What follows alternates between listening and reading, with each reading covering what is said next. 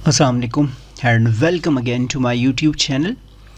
हमने national book foundation grade 12 biology का course शुरू किया है। नेशनल बुक फाउंडेशन जो न्यू बुक है 2025 में जो न्यू बुक आई है उसके लेक्चर्स में आप लोगों के सामने डिस्कस करने लगा हूँ। लेक्चर नंबर 1 ऑलरेडी मैं डिस्कस कर चुका हूँ, ये हमारा लेक्चर नंबर 2 होगा। इस वाले लेक्चर में हमने ओरल कैविटी के हवाले से डिस्कस करना है। ओरल कैविटी को हम बकल कैविटी भी बोलते हैं या दूसरे अल्फाज में आप लोग इसको माउथ भी बोलते हैं। हमने डाइजेशन में इसका रोल डिस्कस करना है। बुक में काफ़ी डिटेल में तो नहीं है, बहुत सारी चीज़ें यहाँ पर मिस कर दी गई है, स्किप कर दी गई है। मैं जहाँ जहाँ ज़रूरी होगा वो डिस्कस करूँगा, जहाँ ज़रूरी नहीं होगा उसको मैं भी साथ साथ क्या करूँगा, स्किप करूँगा। सो आप लोगों ने इंतहाई गौर से सुनना है, आसान सा है, याद हो जाएगा। नोटबुक्स निकाले और अपने साथ ये नोट्स बनाते जाए। ये मैंने लास्ट लेक्चर से दोबारा फ़्लो चार्ट आप लोगों के सामने यहाँ पर रखा है। मैंने बोला था कि डाइजेस्टिव सिस्टम के 2 पार्ट्स है, जिसमें से एक को हम गैस्ट्रो इंटेस्टिनल ट्रैक्ट बोलते हैं और उसका जो पहला पार्ट होता है उसको हम माउथ या ओरल कैविटी बोलते हैं।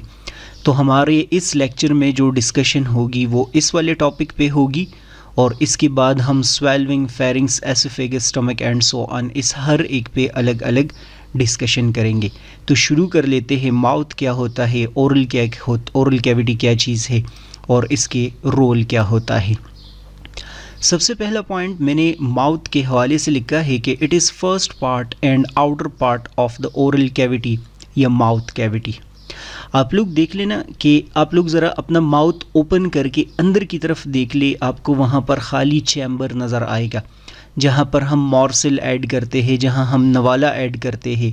तो इस खाली एरिया को हम ओरल कैविटी बोलते हैं या इसको हम माउथ कैविटी बोलते हैं या दूसरे अल्फाज में इवन हम इसको बकल कैविटी भी बोलते हैं। लेकिन मैंने यहाँ पर लिखा है कि माउथ पर क्या चीज़ है, तो माउथ इसके आउटर पार्ट को बोलते हैं। जो बाहर से हमें नज़र आ रहा है ये माउथ है और अंदर जो कैविटी मौजूद है वो ओरल कैविटी है या उसको आप लोग बकल कैविटी बोल सकते हैं या दूसरे अल्फाज में आप लोग माउथ कैविटी बोल सकते हैं। Oral cavity is found by cheeks, hard and soft palate and tongue. जब मैं अभी आप लोगों के सामने ओरल कैविटी का स्ट्रक्चर डिटेल में समझाऊंगा तो मैं बोलूँगा कि चीक्स कौन से part of the oral cavity में मौजूद है, हार्ड पैलेट किधर मौजूद है, सॉफ्ट पैलेट किधर मौजूद है। तो ये जो पूरे का पूरा माउथ के अंदर कैविटी है वो चीक की वजह से, हार्ड पैलेट की वजह से, सॉफ्ट पैलेट की वजह से क्या हो गया है, बन गया होता है। और आप लोग साथ साथ बोलेंगे टंग भी इसमें मौजूद होता है। The cheeks form the lateral walls of the oral cavity. आप लोग अपने चीक पे अभी हाथ रख ले तो ये क्या मौजूद है, ये ओरल कैविटी का साइड बनाते हैं। लैटरल वॉल्स का क्या मतलब होगा, ये साइड्स बनाते हैं। साइड्स पे जो ओरल कैविटी का हिस्सा है उसको हम चीक्स नाम देते हैं। The interior portion of the cheek and at the lips. लिखा है कि ये जो चीक्स है इसके हम फ्रंट साइड की तरफ अगर आते हैं तो फ्रंट साइड यहाँ पर इसका कौन से पोर्शन पे ख़त्म हो रहा होता है, आप लोग बोलेंगे लिप्स पे ख़त्म होता है। वहाँ पर वैसे मुझे लिप्स भी ऐड करना चाहिए था क्योंकि आप लोग याद रखेंगे लिप्स का जो ओरल कैविटी के साथ फंक्शन होता है वो फूड को बाहर जाने से रोकना होता है। ओरल कैविटी में इसका ये फंक्शन हो जाएगा। The palate is the wall और septum that separate the oral cavity from nasal cavity and form the roof of the mouth. इस सेंटेंस के अंदर आप लोगों को ये समझाने की कोशिश किया जा रहा है कि जो पैलेट होता है वो ओरल कैविटी का छत होता है। ओरल कैविटी का जो ऊपर वाला पार्ट होता है उसको हम पैलेट बोलते हैं। टेक्निकली अगर आप लोग देखेंगे ना तो हमारे माउथ के ऊपर क्या है, नोज़ मौजूद है। तो असल में ये एक सेप्टम है या दूसरे अल्फाज में आप लोग बोलेंगे कि ये एक वॉल है ओरल कैविटी के बीच में और नेज़ल कैविटी के बीच में। अभी आप लोग अपने टंग की मदद से अपने ओरल कैविटी का जो रूफ है, जो छत है, वो अभी आप लोग टंग की मदद से टच कर दे। ये वाला पार्ट, ये पार्ट आप लोग बोलेंगे कि ये क्या है, ये असल में पैलेट है। जो अभी आप लोगों ने टंग की मदद से ऊपर वाला पार्ट टच कर दिया है, ये क्या चीज़ है, ये पैलेट है। अब ये जो पैलेट का पार्ट आप लोगों ने अभी के अभी टच कर दिया है, इसको अगर आप लोग फील करेंगे तो ये हार्ड है, ये रिजिड है। इस पोर्शन को हम बोलते हैं हार्ड पैलेट। जो आपने टंग की मदद से टच किया है ना, इसको हम क्या बोलते हैं? Hard palate. The hard palate, the anterior portion of the roof of the mouth, it forms a bony partition between the oral and nasal cavity. मैंने बोला है कि हार्ड पैलेट क्या है? ये हार्ड होता है क्यों? क्योंकि ये बोनी पार्टीशन है। मैं अभी आप लोगों को पिक्चर दिखाऊंगा, डायग्राम दिखाऊंगा, तो आप लोग बोलेंगे कि हार्ड पैलेट बोन से बना होता है। ये एंटीरियर पोर्शन है, मतलब कि ये स्टार्ट वाला पोर्शन है, फ्रंट वाला पोर्शन है। कभी कभार आप लोगों ने देखा होगा क्लिफ्ट पैलेट एक प्रॉब्लम होता है, जो बाद में भी कहीं जिक्र आप लोगों के आ जाएगा। या देखा होगा कभी कभार कुछ बच्चे होते हैं, बेबीज़ होते हैं, उनका ये जो नोज़ होता है और माउथ होता है, उसके बीच में एक कट सा लगा होता है। ये पैलेट वहाँ पर पूरा डेवलप नहीं हुआ होता, मिसिंग होता है। तो नेज़ल कैविटी और ओरल कैविटी कनेक्टेड होगा, उस प्रॉब्लम को हम क्लिफ्ट पैलेट बोलते हैं, जो कि हार्ड पैलेट के डेवलप ना होने की वजह से हो गया होता है। अगर आप लोग अपने टंग की मदद से हार्ड पैलेट के पीछे वाला हिस्सा टच कर ले, दोबारा आप लोग अपने टंग की मदद से बैक हिस्सा जो है वो टच कर ले, अपर वाला जो चथ है वो टच कर ले, ये जो सॉफ्ट पार्ट आप लोग देख रहे हैं ना, इस सॉफ्ट पार्ट को अभी मैं पिक्चर में दिखाऊंगा, इसको हम बोलते हैं soft palate. It forms the posterior portion, इसका मतलब कि ये पीछे वाला हिस्सा है, of the roof of the mouth. It is an arc-shaped muscular partition between oropharynx and nasopharynx. Oropharynx और nasopharynx में अभी आसान अल्फाज में आप लोगों को डायग्राम में समझाने की कोशिश करूँगा, लेकिन फ़िलहाल आप लोग इतना याद रखिए कि ये फेरिंग्स के दो अलग अलग पार्ट्स होते हैं।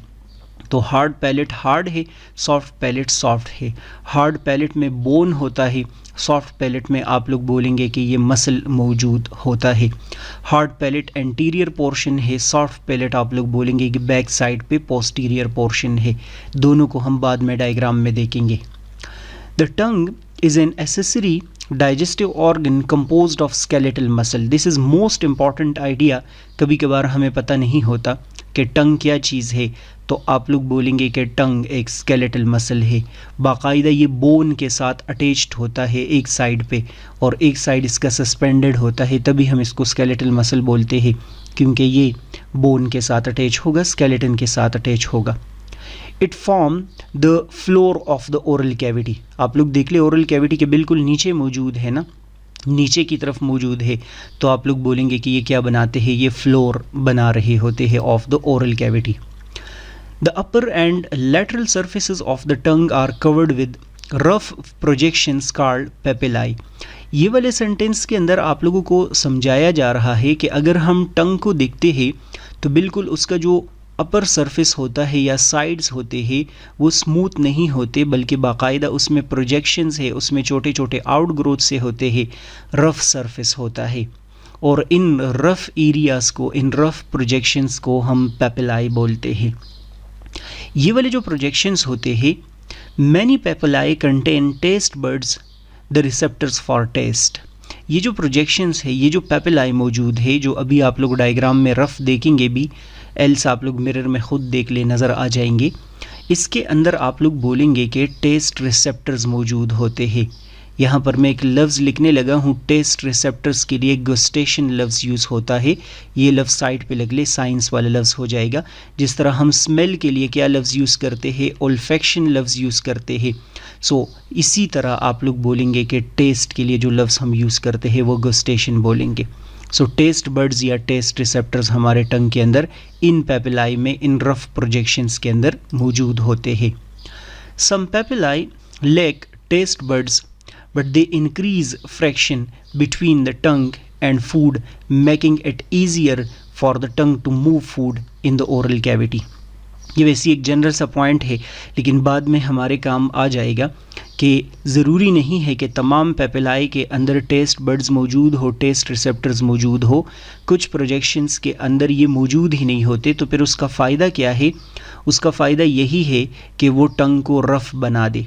रफ़ बनाएंगे तो उसके ऊपर फूड स्टे कर जाएगा, और जब टंग के ऊपर फूड स्टे कर जाएगा तो उसको मूव करने में आसानी होगी। टीथ जो है वो साइड से फूड को डाइजेस्ट करने की कोशिश करते हैं, फूड इधर उधर जा रहा होता है तो टंग उसको इधर उधर पुश कर रहा होता है। रफ़ सरफेस का फ़ायदा यही है कि उसको पुश करने में, मैनिपुलेट करने में आसानी होती है, फूड इधर उधर नहीं आएगा और उसको बार बार क्या किया जाएगा, डाइजेस्ट किया जाएगा। सो ये मैं वो असल में दूसरा लाइन जस्टिफाई करने की कोशिश कर रहा था कि चीक का क्या रोल है, वो भी मैंने बता दिया। हार्ड और सॉफ्ट पैलेट ओरल कैविटी के कौन से पार्ट को बनाते हैं वो भी मैंने बता दिया, और टंग के बारे में भी मैंने एक दो बातें जो है वो कर दी हैं। सो समझे कि ओरल कैविटी का जो स्ट्रक्चर है वो आप लोग बोल सकते हैं कि ख़त्म हो गया। लेकिन ऐसे नहीं ख़त्म हुआ, ओरल कैविटी में कुछ और चीज़ें भी मौजूद होती है। There are 4 different types of teeth in oral cavity. हमारे ओरल कैविटी में टीथ भी है ना। सो MCQs के लिए आप लोगों ने याद रखना है कि कितने टाइप्स के होते हैं, 4 डिफरेंट टाइप्स के होते हैं। वैसे बुक के अंदर यहाँ पर तो नहीं डिस्कस किया उनके नेम्स क्या होते हैं, लेकिन उनको हम बोलते हैं incisors, canines, premolars and molars. 4 तरह के टीथ है। बिल्कुल जो फ्रंट पे मौजूद होते हैं ये वाले टीथ आप लोग देख रहे हैं, ये इंसाइजर्स है।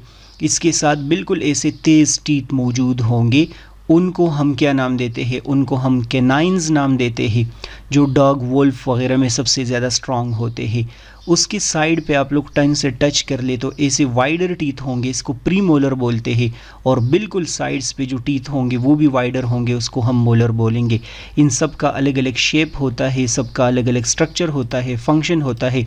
इसमें इंटरेस्टिंग पॉइंट मैं आप लोगों को सिर्फ ये बताऊं कि जिस तरह हमारा DNA सबका डिफरेंट होता है, इसी तरह हमारे जो टीथ का पैटर्न है वो भी क्या होता है, डिफरेंट होता है।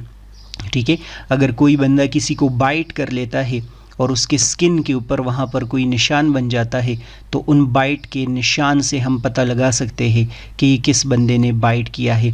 हमें उनके टीथ के शेप्स को, स्ट्रक्चर को देखना पड़ेगा। हर बंदे का ये क्या होता है, डिफरेंट होता है। आगे मैंने इस पर डिस्कशन मैं नहीं करूँगा क्योंकि ये एक्स्ट्रा पॉइंट है। आगे मैंने लिखा है कि oral cavity also contains 3 pairs of salivary gland which secrete saliva. हम इस पे बाद में बात करेंगे डिटेल में। सिलाइवरी ग्लैंड्स कितने होते हैं, 3 पेयर्स होते हैं। इसका मतलब 6 सिलाइवरी ग्लैंड्स होते हैं और आप सबको पता है कि ये सिलाइवा सिक्रीट करते हैं। सिलाइवा के बहुत सारे काम है, उसमें से एक काम है फूड को सॉफ्ट करना। ये क्या करता है, फूड को सॉफ्ट कर रहा होता है। वैसे सेवरल रोल है लेकिन आप लोगों की बुक में रोल नहीं डिस्कस किए। डाइजेशन में थोड़ा सा रोल है, वो अभी हम डिस्कस करेंगे। Oral cavity play a role in physical and mechanical digestion of the food।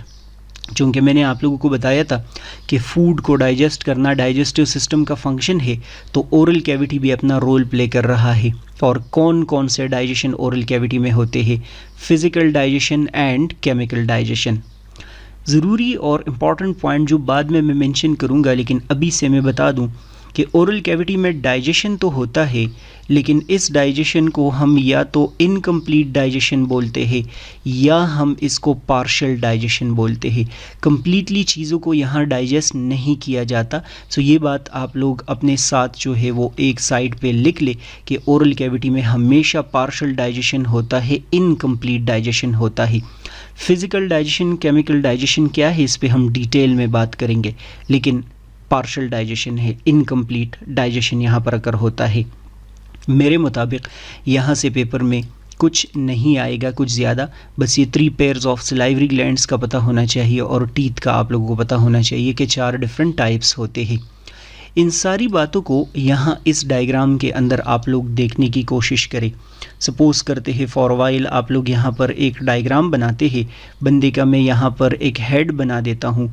ये उस बंदे का आप लोग यहाँ पर ऐसे नोज़ बना दे, नोज़ के साथ ये बंदे का आप लोग माउथ बना दे, माउथ के साथ यहाँ पर आप लोग एक चिन बना दे। इस अंदाज़ में जो डायग्राम है वो आप लोग बिल्कुल बना सकते हैं। मेरे पास राइटिंग जो लाइक पैड है इस पर मैं लिख रहा हूँ, तो ऑलरेडी इस पर मैं कट वगैरह नहीं लगा सकता, तो जो भी बनेगा वो आप लोगों की किस्मत होगी। लेकिन ये क्या है, ये नोज़ है, ये इसको मैं कंसिडर कर लेता हूँ नेज़ल कैविटी। और जो आप लोगों को ये वाला पोर्शन नज़र आ रहा है ये क्या है, ये ओरल कैविटी है। This one is oral cavity and this one is nasal cavity. Air यहाँ की मदद से जाएगा और फूड जो है वो यहाँ की मदद से जाएगा। तो आप लोग देख ले कि यहाँ पर टंग मौजूद होता है इस एरिया में।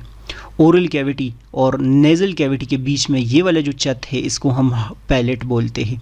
इस पैलेट का ये पार्ट आप लोग अगर देखेंगे ना तो ये बोन से बना होता है, तो इसको हम हार्ड पैलेट बोलते हैं। और ये पीछे वाला हिस्सा अगर यहाँ देखेंगे तो ये सॉफ्ट होता है। मिरर अभी आप लोग देख ले, मिरर के अंदर अपना माउथ ओपन करके देख ले, यहाँ एक छोटा सा बर्ड नीचे हैंग हो रहा होता है, इसको वल्वा बोलते हैं।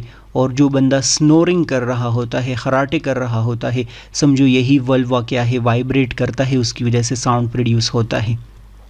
बाहर से जो नज़र आ रहा है ये माउथ है और अंदर जो आप लोग देख रहे हैं ये ओरल कैविटी है। ये वाला पार्ट मैंने बोल दिया है कि ये क्या है, ये ओरल कैविटी। साइड्स पे यहाँ पर नज़र नहीं आ रहा, लेकिन आप लोग बोलेंगे कि ये क्या है, ये वो है चीक्स है। अपर जो ये बोन है, जो अपर जा है, इसको हम मैग्जिला बोलते हैं, बाद में आप लोगों के काम आएगा। और नीचे वाला ये जो जा है, लोअर जा है, इसको हम मैंडिबल बोलते हैं, ये भी आप लोगों के काम बाद में आ जाएगा। सो ये बातें आप लोगों को पता होनी चाहिए। जो हमने ग्लैंड्स की बात की है, 3 पेयर्स ऑफ सिलाइवरी ग्लैंड्स, आप लोग बोलेंगे ये एक्सोक्राइन ग्लैंड्स होते हैं। एक्सोक्राइन ग्लैंड्स का मतलब होता है कि डक्ट की मदद से अपने सिक्रीशंस करते हैं। ये देख लो, डक्ट इनके साथ यहाँ पर भी होता है, इनके साथ भी मौजूद होता है और इनके साथ भी मौजूद होता है। इन 3 ग्लैंड्स को ये पेपर में आएगा। 2 को हम बोलते हैं पैरोटिड ग्लैंड, एक इस साइड पे है, दूसरा फेस के उस साइड पे है। पैरोटिड ग्लैंड का लोकेशन आप लोगों को पता होना चाहिए कि ये हमारे कानों के करीब होता है, ईयर्स के करीब होता है। जो सब लिंगुअल ग्लैंड है, आप लोग बोलेंगे कि ये हमारे टंग के नीचे मौजूद होता है। लैंग्वेज, लिंगुअल, टंग के नीचे मौजूद होता है। और मैंने क्या बोला कि इस वाले बोन को हम क्या नाम देते हैं, मैंडिबल नाम देते हैं ना। लोअर जा को हम क्या बोलते हैं, मैंडिबल बोलते हैं। सो लोअर जा के साथ नीचे की तरफ जो बोन मौजूद, जो ग्लैंड मौजूद होता है, उसको हम सब मैंडिबुलर ग्लैंड नाम देते हैं। सो ये 3 ग्लैंड्स है, इनके सिलाइवा में और उसका कंपोजिशन, उसके जो अंदर रोल होता है, वो सबका थोड़ा सा डिफरेंट है, लेकिन बुक में नहीं डिस्कस किया तो हम उसको नहीं डिस्कस करते। टंग का आप लोगों ने डिस्कस किया था कि सरफेस थोड़ा सा रफ होता है, तो ये देख लो, ये वो पेपिलाई आपको नज़र आ रहे हैं और इन पेपिलाई के अंदर टेस्ट बड्स मौजूद होते हैं। आप लोगों को समझाने के लिए कि उन टेस्ट बड्स का काम होता है टेस्ट, तो वो एक स्वीट टेस्ट कर लेता है, एक साल्टी टेस्ट कर लेता है, एक सावर कर लेता है, एक बिटर टेस्ट कर रहा होता है, एक उमामी, ये उमामी वो टमाटर टाइप टेस्ट होता है, उस टाइप के टेस्ट को ये जो है वो डिटेक्ट कर रहा होता है। मे बी कि आप लोगों में से काफ़ी सारे लोग ये फ़र्स्ट टाइम ये लफ्ज़ पढ़ रहे हो। सो ये वैसे इसकी तो हिस्ट्री नहीं है पास्ट पेपर्स में कि कहाँ से होगा, लेकिन बेटर टेस्ट जो है वो पोस्टीरियर साइड से होगा, टंग के पोस्टीरियर मीन बैक साइड से होगा।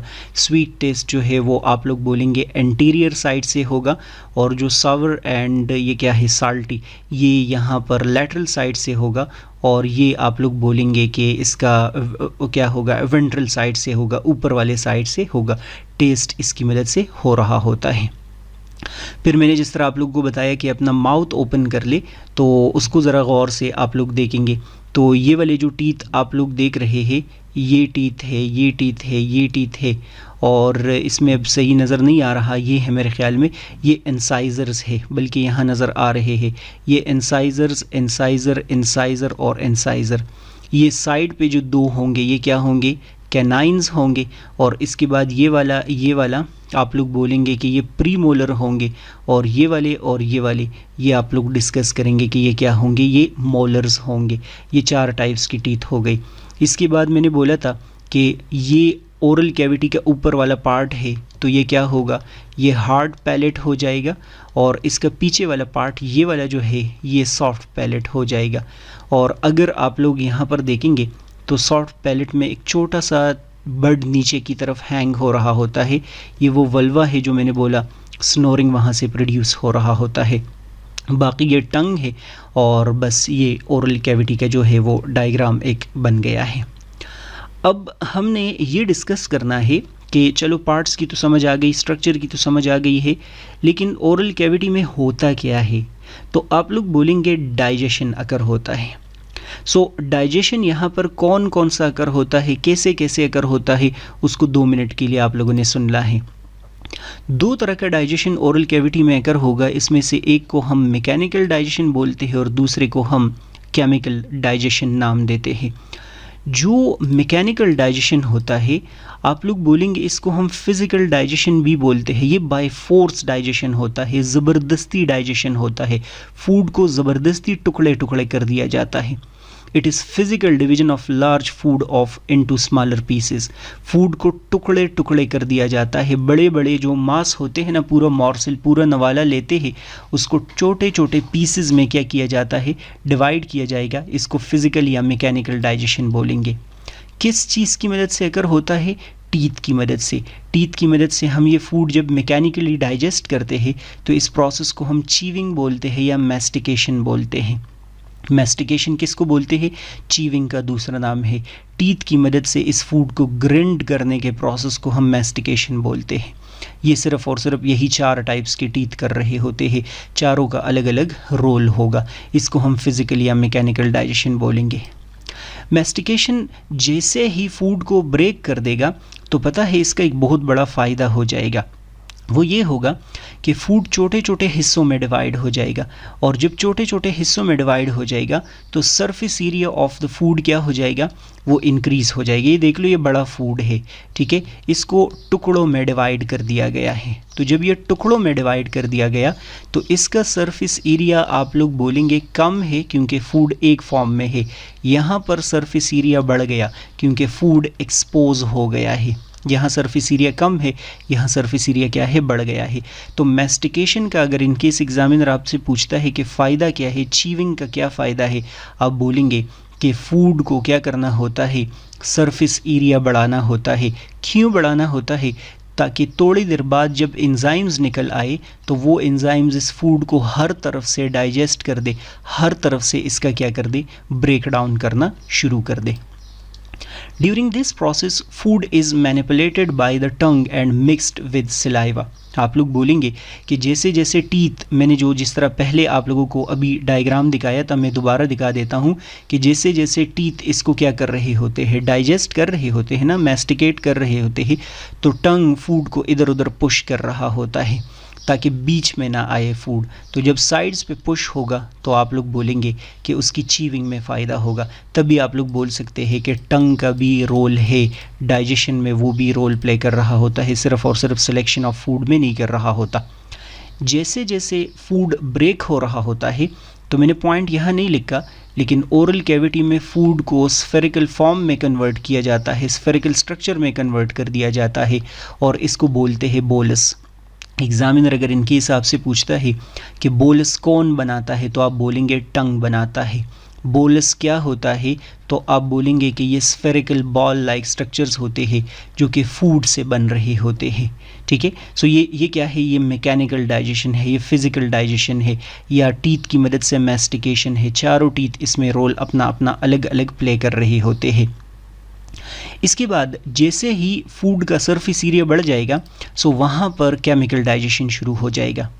It is minor role of the oral cavity. इसका मतलब कि केमिकल डाइजेशन यहाँ पर कुछ ज़्यादा नहीं हो रहा होता, ऑल्दो हो रहा है लेकिन बहुत कम, ज़्यादा नहीं काउंट किया जाएगा उसको, पूरा हो ही नहीं रहा, मैंने बोला पार्शियल होता है। It occurs with the help of enzymes. वो हो रहा था physically with the help of teeth, और आप बोलेंगे कि ये अकर हो रहा होता है with the help of enzymes. Oral cavity produce 2 different types of enzymes. Teeth यहाँ पर 4 टाइप्स के थे, वो फूड को डाइजेस्ट कर रहे थे। यहाँ पर 2 अलग अलग एंजाइम्स होंगे, वो फूड को देखना कैसे डाइजेस्ट करेंगे। उसमें से एक एंजाइम को हम बोलते हैं सलाइवरी एमाइलेज, और दूसरा अभी मैं बोलूँगा यहाँ पर वो लिंगुअल लाइपेज होता है, लेकिन मैं बताता हूँ।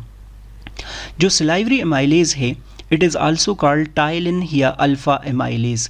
ये वाला पॉइंट आप लोग याद रखिए, क्योंकि ये काफ़ी जो बुक्स चली है उनके अंदर ये नहीं होता था, अभी इस बुक के अंदर मेंशन किया है। स्टूडेंट्स को बहुत कम को अक्सर पता होता था, अगर टीचर बता दे तो सही है, नहीं तो सलाइवरी एमाइलेज का टाइलिन नाम होता है।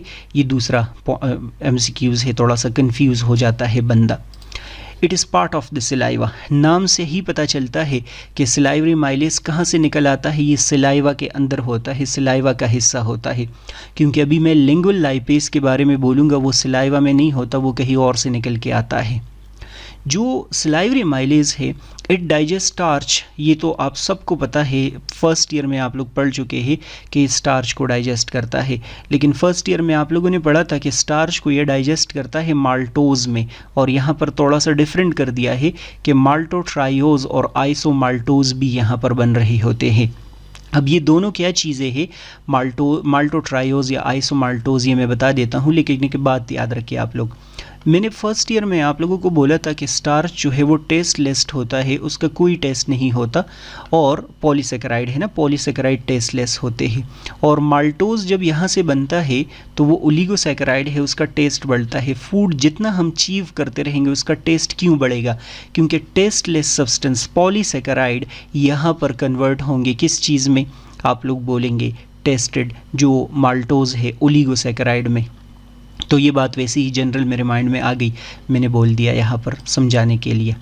अब माल्टोज का तो हमें पता है, माल्टोज का जब आप लोग स्ट्रक्चर बनाते थे ना तो आप लोग बोलते थे 2 ग्लूकोज, एक ग्लूकोज ये है और दूसरा जो ग्लूकोज है वो ये है, और इन दोनों के बीच में आप लोग ऐसे बॉन्ड बनाते थे। याद है आप लोगों को, आप लोग यहाँ पर बोलते थे अल्फ़ा 1,4 ग्लाइकोसिडिक लिंकेज इसमें मौजूद होगा।